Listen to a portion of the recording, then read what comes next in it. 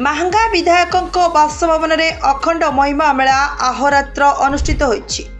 महांगा विधायक शारदा प्रसाद प्रधान बासभवन पोड़ामराई ठारे जोरंदा महिमा धर्म सन्यास साधु बाबा द्वारा अखंडपति महिमा मेला और अहोरात्र ब्रह्मध्वनि स्थापन करा जाइछि। दीर्घ 3 वर्ष धरी अखंड महिमा मेला एठारे अनुष्ठित होइछि। एथिरे महिमा सन्यासी बाबा सूर्यास्त पूर्वर भिक्षा ग्रहण करने सहित निजे विधायक श्री प्रधान मध्य भिक्षा दान करथिले। एठारे जोरंदा सहित ओडिशार कोण अनुकोणर शताधिक महिमा धर्मर सन्यासी साधु बाबा महिमा धर्म प्रचार करने सहित महिमा धर्म उपरे विशेष आलोकपात करथिले। महिमा धर्मावलंबी माने जगतर मंगल हेउ बोली आशीर्वाद करथिले।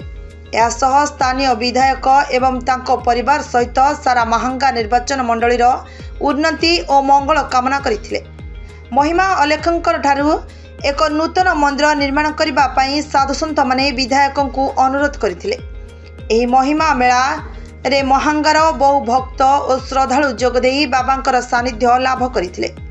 महांगारू अक्षय रावलंक रिपोर्ट, नाउ ओडिशा न्यूज।